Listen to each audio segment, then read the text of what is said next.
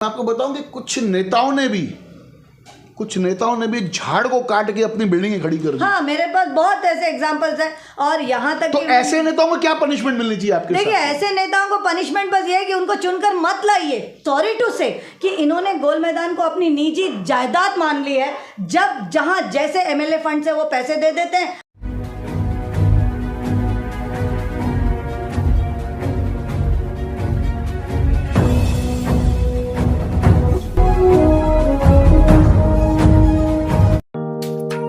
Neeraj Vinod Burani's Spacecraft Interiors. Your space, our craft. Experienced and professional team. No hidden charges. Luxurious designs. Follow us on Instagram. Spacecraft Interiors. Your space, our craft. Crystal Finance by Ajit Makijani. One-stop solution for all your loan requirements. Asan, convenient or effortless. We have tie-ups with all major banks and NBFCs. Business loan, mortgage loan, overdraft and cash credit facility. Instant approval, minimum interest rate and processing fees. Doorstep loan process. Call us today. Crystal Finance by Ajit Makijani. 9011 280000. आइए लेते हैं एक मुलाकात advocate सरिता Khanchandani madam के साथ। एक बड़ा नाम है शहर के अंदर इनकी एनजीओ का, हिराली फाउंडेशन, बराबर ना मैडम? मैडम, अक्सर हमने देखा है कि आपके जो एनजीओ की तरफ से जो मुद्दे उठते हैं वो नॉइज़ पोल्यूशन को लेके, कभी एयर पोल्यूशन को लेके, और अभी हाल ही में मैंने एक निजी चैनल में देखा गोल मैदान को लेके, जिसको 9 टुकड़ों में बांटा गया है गोल मैदान को। मैडम, कोई मुद्दा तो छोड़िए शहर का, क्या कहेंगे इस विषय के ऊपर? देखिए, मेरे जो मुद्दे होते हैं ऐसे मैं कुछ प्लान करके नहीं चलती हूँ कि बस ऐसा कोई मुद्दा हो, और ये कोई पब्लिसिटी स्टंट नहीं है। मैं हमेशा लाइफ को, मतलब आप जिंदा रहेंगे तो आप उत्सव मनाएंगे ना। तो आज उल्लासनगर की स्थिति जो है, मैं आपको बार बार डेटा बताती हूँ कि CPCB central pollution control board ने सर्वाधिक वायु प्रदूषित शहर घोषित किया है। तो सर्वाधिक वायु प्रदूषित शहर में ग्रीन पॉकेट्स जो होते हैं, जो पेड़ होते हैं, वो ग्रीन लंग्स होते हैं, वो फ्री में आपको ऑक्सीजन देते हैं। और उनकी जगह कहाँ है? गार्डन्स में ही होती है ना। तो आज आप मुझे बताइए, मैं आपके चैनल पे ये चैलेंज करती हूँ, आप बताइए, निकलिए बाहर, हम चलते हैं, सर्वे करते हैं, कितने गार्डन्स बचे? न गार्डन रहेंगे न पेड़ रहेंगे, तो फिर हम जिएंगे कैसे? मैडम, पेड़ के ऊपर एक बात याद आई, आपको बीच में रोक रहा हूँ उसके लिए माफ़ी। पेड़ को अगर काटते हैं, अगर वो इंसान पकड़ा जाता है पेड़ काटने के, तो उसको सज़ा क्या है कानून के हिसाब से? देखिए, under three act FIR lodge होती है, और उसको एक सूटेबल पनिशमेंट होता है। अब उसके लिए ये मैंने एक लाइन में आपको बता दिया, लेकिन यहाँ पर तो ना FIR ही लॉज नहीं होती, ट्री एक्ट इम्प्लीमेंट ही नहीं होता। तो इसका मतलब एक्चुअली देखा जाए तो ट्री का जो किलिंग है वो एक मर्डर से रिलेट किया जाना चाहिए, क्योंकि वो एक जीता जागता ग्रीन लंग्स है। अगर ये फ्री ऑक्सीजन सप्लायर्स नहीं होंगे तो मैं और आप नहीं रहेंगे, और आने वाली जनरेशन के लिए उल्लासनगर में ये धोखा है। तो जो चल रहा है इस वक्त, बहुत ही दयनीय कंडीशन है उल्लासनगर में। सारे प्रशासनिक जो कार्यालय है कहीं ना कहीं पूरी तरह पॉलिटिकल प्रेशर के अंदर काम कर रहे हैं। तो उसमें जो मैं देख रही हूँ, मेरा टॉपिक हमेशा पर्यावरण रिलेटेड है, कि जो भी आप पर्यावरण देखिए, आज वाल्दुनी नदी वाल्दुनी गटर में बदल चुकी है। पेड़ अंधाधुंध सिर्फ और सिर्फ बिल्डर्स, कॉन्ट्रैक्टर्स को खुश करने के लिए काटे जा रहे हैं। मैं आपको बताऊं कि कुछ नेताओं ने भी झाड़ को काट के अपनी बिल्डिंगें खड़ी कर दी। हाँ, मेरे पास बहुत ऐसे एग्जांपल्स हैं। और यहाँ तक, तो ऐसे नेताओं को क्या पनिशमेंट मिलनी चाहिए आपके? देखिए, ऐसे नेताओं को पनिशमेंट बस ये है कि उनको चुनकर मत लाइए, क्योंकि अगर उनको आज उन्होंने पेड़ को काटा है, ये पेड़ नहीं काटा, ये हमारी जड़ों को काट रहे हैं, हमारे आने वाली जनरेशन के हेल्थ को काट रहे हैं। तो भैया, शॉर्टेस्ट, मैं बार बार कहती हूँ कि उन्हें घर बिठा दीजिए और एक ऐसा विकल्प लाइए जो आपके बारे में सोचे, जो आपके आने वाले जनरेशन्स के बारे में सोचे, जो सचमुच इस शहर के सर्वांगीण विकास के बारे में सोचे। मैडम, अमूमन देखा गया कि भाई झाड़ काट के पता ही नहीं चलता, रातों रात किसको 8 दिन लगता है, किसको 10 दिन लगता है काटने में झाड़ को। और ज़्यादा करके हमने देखा जो पीपल का झाड़ रहता है, जिसको हम पूजते हैं, भगवान मानते हैं, उनको भी काटा जाता है। तो एक झाड़ काटने में कभी 10 दिन, कभी 15 दिन, कभी 20 दिन भी लगता है। तो कितनी एफआईआर अभी तक हुई होगी इन झाड़ को लेके? ये तो सवाल मैं भी आप पूछना चाहती हूँ कि कितनी एफआईआर अभी तक हुई होगी। अब आपको देखिए, जो सिलसिला मेरा चल रहा है कि मुझे हाईकोर्ट का दरवाजा खटखटाना पड़ रहा है ये कह के कि मेरी कंप्लेंट्स को पे अमल बजानी होनी चाहिए, क्योंकि मेरे जैसा व्यक्ति, आपके जैसा व्यक्ति, हर जैसे मैं लिखित रूप में करती हूँ, आप मीडिया के माध्यम से बॉम्बार्ड करते हैं, हम हमेशा सवाल उठा रहे हैं कि पेड़ों की कत्ल हो रहे हैं। लेकिन पूरी की पूरी मैं वही कह रही हूँ आपको कि महानगर पालिका, जिसमें कमिश्नर जो होते हैं वो ट्री अथॉरिटी होते हैं, ट्री एक्ट के हिसाब से सर्वे सर्वा किसी भी कॉरपोरेशन का वो एक कमिश्नर होता है। और यहाँ पर कमिश्नर हमारे सोए हुए हैं, काट डालो जितने पेड़ काट डालने हैं, और वो उनकी वो सोए हुए नहीं है, वो सोने की एक्टिंग कर रहे हैं और वो पूरी की पूरी तरह समर्थन कर रहे हैं बिल्डर्स का, नेताओं का। आँख खोल के कभी खराटे मारते हो, कभी किसी ने, आपने किसी को देखा है? वो हमारे महानगर पालिका के। यस। तो मैडम पूरे उल्लासनगर का अगर आकलन किया जाए तो कौन से हमारा उल्लासनगर 5 नंबर में बटा हुआ है, तो क्या लगता है आपको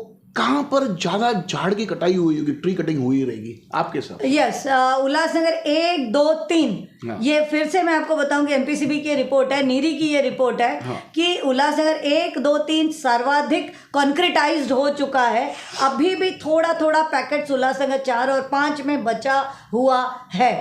तो यानी आप समझ सकते हैं कि उल्लासनगर 1, 2, 3 में जो हालत है कि आज वहाँ पर, और सीपीसीबी की जो एयर मॉनिटरिंग मशीन है वो गोल मैदान में लगी हुई है एक, बाकी जितनी भी लगी हुई हैं वो अभी ट्रायल में है, वो वर्किंग नहीं है। तो आप समझिए कि मेरे हिसाब से गोल मैदान जो एरिया है सर्वाधिक वायु प्रदूषित, सर्वाधिक कॉन्क्रीटाइज्ड, सर्वाधिक ग्रीन पॉकेट खत्म हो चुका, सर्वाधिक ध्वनि प्रदूषित। यानी ओवरऑल एक ज़माने में गोल मैदान वो जगह मानी जाती थी जो एक ना रिच पॉकेट होता था। एक जो प्रोग्रेसिव सिंधीज थे, जो प्रोग्रेसिव बिजनेसमैन थे, वो अपनी बैरक्स को बेचकर गोल मैदान जाते थे, लेकिन आज वो हालत नहीं है। अभी मैडम जैसे आपने कहा कि 1 और 2 और 3 में ज़्यादा कटाई हुई है झाड़ों की, हमने भी कुछ सर्वे किया, उसमें खेमानी परिसर में कुछ बिल्डर्स ने मिलकर नेताओं के साथ में पीपल के भी झाड़ काट दिए, जो पीपल में सबसे ज़्यादा ऑक्सीजन रहता है। तो इस प्रकार की जब कटाई होगी और वायु प्रदूषण इतना बढ़ा हुआ है शहर के अंदर, अगर झाड़ नहीं रहेंगे तो उनको रोकना असंभव हो जाएगा, जिसके कारण आगे चल के हमारे जो युवा पीढ़ी, साथ ही साथ जो हमारे जो सीनियर सिटीजन है, उनको लंग्स के अंदर आगे चल के प्रॉब्लम हो सकता है, काफ़ी बीमारियां फैल सकती है। तो इसको रोकथाम करने के लिए ऐसे बिल्डर्स और ऐसे नेताओं पे लगाम लगाने के लिए क्या उचित कार्रवाई होनी चाहिए? देखिए, लगाम लगानी ही है, और ये लगाम चाहे वो बिल्डर हो, चाहे वो नेता हो, चाहे वो आम आदमी हो, चाहे वो कोई भी हो, उसको लगाम लगाने का काम कॉरपोरेशन का है। अगर ट्री की आप बात कर रहे हैं तो डायरेक्ट कमिश्नर का है। अब प्रॉब्लम यह है कि कमिश्नर ने आंखें बूंद ली है। ऐसी क्या बात है कि उनकी कुंभकर्णी है, नींद खुल नहीं रही है कि वो एक अभी आपने पीपल के पेड़ की बात की, पीपल के पेड़ हिंदू धर्म में क्यों पूजनीय माना जाता है? क्योंकि साइंटिफिकली वो सर्वाधिक ऑक्सीजन प्रदान करता है। वो एक रीज़न है कि हम पूजा इसलिए करते हैं कि वो बड़ा पेड़ है, ऐसा नहीं, एक मान्यता बन गई है ताकि ऑक्सीजन ज़्यादा मिलेगा, पूजेंगे तो हम उसे काटेंगे नहीं। तो ऐसे एक नहीं, अनेक एग्जाम्पल्स हमारे सामने। जिस दिन मेरे ये बात मानिए आप, जिस दिन कमिश्नर साहब जाग गए ना अपने कर्तव्यों का पालन करने के लिए, ऐसा एक क्या कहीं भी कोई भी नहीं काट पाएगा, और जो काटेगा उस पर दंडात्मक कार्रवाई होगी जरूर। चलो आते फिर एक गोल मैदान वाले मुद्दे के अंदर। मैडम, गोल मैदान एक हमारे उल्लासनगरी शान है, उस शान को 9 टुकड़े में बांटने का क्या हेतु हो सकता है नेताओं का और महानगर पालिका का? देखिए, ये हेतु जानने की कोशिश मैं भी कर रही हूँ। शायद आपके चैनल के माध्यम से आज ये न्यूज़ चलने के बाद हेतु पता चले। मैं जहाँ तक मुझे पता है, ये जब ब्रिटिश कालीन पार्टीशन के बाद जब यहाँ पर सिंधी विस्थापित हुए थे, एक मिलिट्री कॉलोनी थी, तो गोल मैदान उस वक्त से है, 1947 से ये एक बहुत ही बड़ा भव्य गार्डन प्लेग्राउंड एरिया है। और उसको धीरे धीरे मैंने इतने आरटीआईज डाले, पता नहीं समझ में नहीं आ रहा है कि मेरी पूरी आरटीआईज एप्लीकेशंस को दबा दिया गया है। कहीं भी मुझे इन्फॉर्मेशन नहीं मिल रही है। मैं जानना चाहती हूँ कि कहाँ से 1947 से ऐसी बात हुई, शुरुआत हुई, एक टुकड़ा दे दिया गया साधु वासवानी मिशन को, दूसरा टुकड़ा दे दिया गया ब्रह्मा कुमारी को, तीसरा कहीं कम्युनिटी सेंटर बन गया, चौथा कहीं जल कुंभ बन गया, पांचवा, यानी इस तरह बनते बनते बनते बनते बनते आज जहाँ तक मेरी सर्वे 9 से 10 हिस्से हो चुके हैं। और उसके बाद जब एक छोटा सा लास्ट पार्ट बचा था प्लेग्राउंड, आप खुद बताइए कि as a boy, as a school going boy आपने कितना खेला होगा, और जब तक आप मिट्टी में नहीं समाये होंगे, सने होंगे, तब तक मज़ा नहीं आया। और वो बचपन क्या जो मिट्टी से न खेले। लेकिन आज हमारे बच्चे उल्लासनगर के वंचित हैं, क्योंकि गोल मैदान जो एरिया एक सेंट्रल एरिया है जहाँ से हर तरफ से आ सकते हैं बच्चे। लेकिन दिवाली वेकेशन है, दिवाली वेकेशन चल रहा है, सर पे क्रिसमस वेकेशन आ जाएगा, लेकिन ये पूरा का पूरा मैदान जो छोटा सा प्लेग्राउंड एरिया बचा था वो पूरा का पूरा कॉन्क्रीटाइज हो गया, पूरा का पूरा इलीगली रेंटेड हो गया, जो कि MRTP एक्ट 37A कहता है कि सिर्फ और सिर्फ 10 दिन एक साथ आप दे सकते हैं और पूरे साल में 30 दिन दे सकते हैं। आप मेरी बात समझिए कि कहाँ, मैं एक सेकंड पूरा करूं, कि अगर ये 10 दिन एक साथ दे सकते हैं, 30 दिन पूरे साल में दे सकते हैं, तो सारा का सारा खेल आपके साथ। आपके चैनल के माध्यम से मैं कह दूं कि मैं किसी भी धर्म विशेष या किसी के खिलाफ नहीं हूँ, खिलाफ हो ही नहीं सकते हम लोग। तो कृपया करके जब आप नेगेटिव कमेंट्स देंगे तो सोच के रखें कि हम यहाँ बच्चों की बात कर रहे हैं, हम अपने फंडामेंटल राइट्स की बात कर रहे हैं। जब उसी गोल मैदान में एयर मॉनिटरिंग मशीन सर्वाधिक वायु प्रदूषण दिखा रही है और उसी में पूरा का पूरा वो गोल मैदान का जो एरिया है, आज उसमें पेड़ कटे हुए हैं, पेड़ छटे हुए हैं, बैरन लैंड्स हो गए हैं, और उसमें आधे मैक्सिमम जगह पे कंक्रीट कंक्रीट कंक्रीट और रहा सहा एक छोटा सा प्लेग्राउंड, वो भी बच्चों से, स्पोर्ट्समैन से छीन लिया गया। आपको मैं बताऊं कि गोल मैदान परिसर जो पैनल नंबर 5 में आता है, वहाँ पर हमारे शहर में जो हमारे शहर के जो आमदार है, उल्लासनगर शहर के आमदार 141 में जो आते हैं, उनका होम वार्ड है। होम वार्ड, हाँ, उनकी मिसेस वहाँ से चुन के आई और महापौर भी बनी, और अच्छा उनका वर्किंग भी वहाँ पर है, उनके मतलब मीना मैडम का। तो क्या उनका ध्यान नहीं जाता है कि भाई मेरे परिसर में आता है ये, मेरा काम इसको संवारना, मेरा काम इसकी सुरक्षा रखना।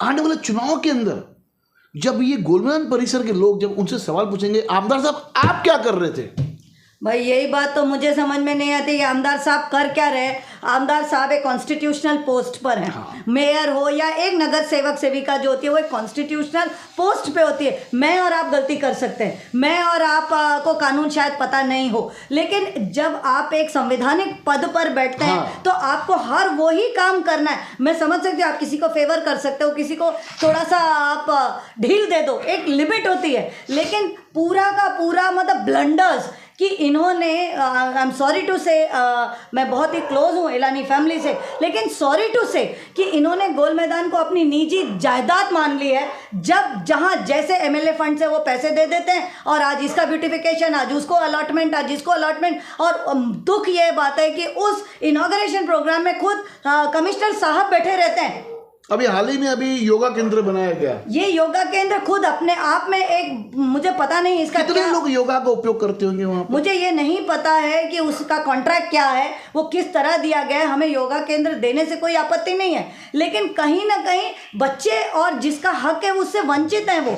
और इतना बड़ा कॉन्क्रीटाइजेशन, इतना बड़ा बोर्ड MLA फंड से, MLA फंड की जगह एक प्रॉपर वो जगह होनी चाहिए जिसकी सकारात्मक ज़रूरत हो। मैडम मेरे को याद है जब हम बचपन में देखा करते रहे, वहाँ पर वॉलीबॉल खेलते थे लोग, ये वॉलीबॉल से नहीं, बड़ी मैचेस लगती थी वहाँ मीना इलानी जी जब थी मेयर, आज भी आप जाइए वहाँ पे एक प्राइवेट टर्फ बना दिया गया, जिसका बहुत बड़ा ऑब्जेक्शन है मुझे कि प्राइवेट टर्फ एक गवर्नमेंट प्लेग्राउंड में कैसे। आप आज भी चलिए, इलानी जी के कुछ खास मित्र हैं जिनके पास वो ताले की चाबी है, यानी आज मैं और आप अगर उसमें जाना चाहें इट इज़ नॉट अलाउड, लेकिन उन जो कुछ चंद 4, 5, 8 लोग हैं उनके पास खास चाबी। यानी मैं वही कह रही हूँ कि गोल मैदान का एक हिस्सा उठा के दे दिया, वॉलीबॉल टर्फ बन गया, और अब वो टर्फ नहीं है, अब वो एक प्राइवेट प्रॉपर्टी बन गई। तो यानी वहाँ पर जो टर्फ बनाया गया सरकारी जमीन के ऊपर, यानी गोल मैदान सरकारी जमीन है, तो वहाँ पर जो टर्फ बनाने में जो खर्चा हुआ रहेगा वो भी फंड है, सरकारी फंड है,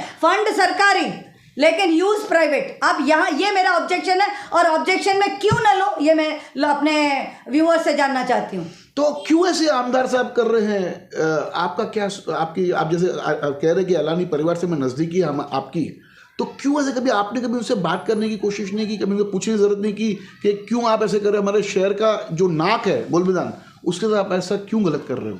देखिए, पूछने की जरूरत ही नहीं पड़नी चाहिए। मैंने पूछा तभी तो मैं हाई कोर्ट गई। हाँ। क्योंकि यहाँ पर पूछने का मतलब चमचागिरी होता है। मैं पूछूं क्यों? उल्टा मुझे उनसे सीखना चाहिए ना। हाँ, इन शहरवासियों को सीखना चाहिए। जैसे मैं क्लियरली बात करती हूँ कि ये गलत है भैया, मैं नहीं करूँगी। क्यों? क्योंकि मुझे पता होता है कि मैं ये गलत है, मैं भैया मैं नहीं करूँगी। तो ये कॉन्स्टिट्यूशन में एक मेयर को, एक नगर सेवक को, एक सेविका को, या सिर्फ मेलानी जी के साथ आज साधनानी जी हैं, आई थिंक राजू जग्यासी जी उस पैनल में थे, और चौथे कौन है?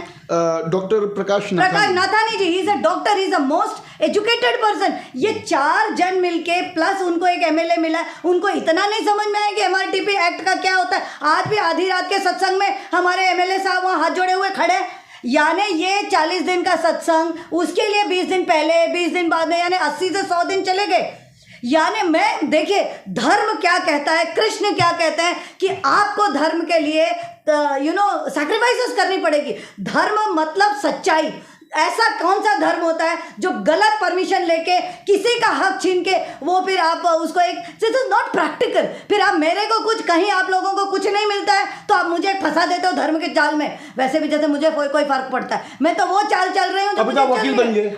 देखिए वकील हाई कोर्ट अब तो आने को जिसको आना है देख लेंगे कोर्ट में। भाई इन्हीं की थैंक्स इस संघर्ष ने मुझे घड़ा है, क्योंकि मैंने अपने आप को संवारा है कि मुझे वो पता था कि अगर ये कानूनी लड़ाई है तो मुझे कानूनी चोला पहनना पड़ेगा। कोशिश यही है, मैं आपके चैनल से भी अगर मैं कहीं गलत होती हूँ तो प्लीज़ मुझे करेक्ट करें, मैं सुधरने को तैयार हूँ, मेरी गलतियाँ बताएं। लेकिन फालतू में टांग खींच के और उसको धर्म विरोधी करके, किसी संत विरोधी, नकारात्मक फलाना डरना, don't waste your time and energy. आप भी मैदान में आइए, इस तरह जैकि आपके पास भी आएंगे लेने के लिए, लेकिन आप संघर्ष करिए, आप सच के लिए लड़िए और बच्चों के हक के लिए लड़िए। और इस जो आने वाली जनरेशन में अगर इसी तरह रहा तो ब्लास्ट हो जाएगा प्रदूषण, प्रदूषण और प्रदूषण।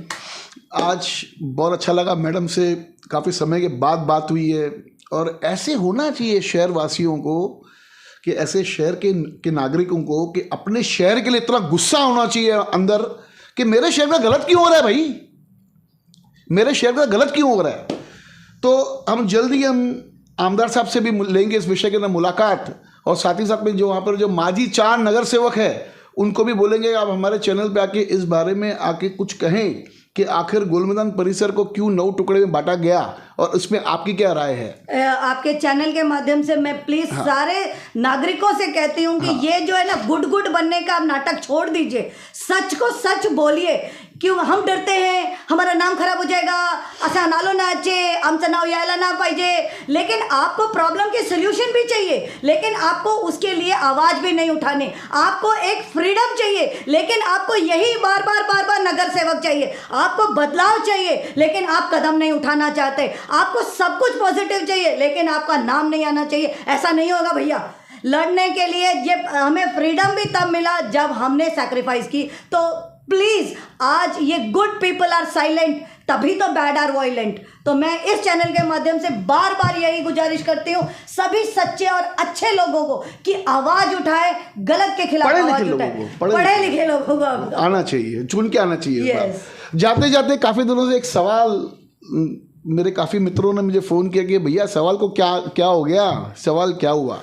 तो जाते एक सवाल, जिन नेताओं ने पीपल के झाड़ की हत्या की है अपने अपने परिसर के अंदर, और वहां पे बड़ी मंजिला बिल्डिंग बना दी है, क्या ऐसे नगर सेवकों को आने वाले चुनाव के अंदर क्या उनकी पार्टियां टिकट देगी, देना चाहिए या नहीं, और ऐसे लोगों को इस बार चुन के आना चाहिए या नहीं, पुराने चेहरे या नए चेहरे, कमेंट बॉक्स में जरूर डाल के भेजिएगा।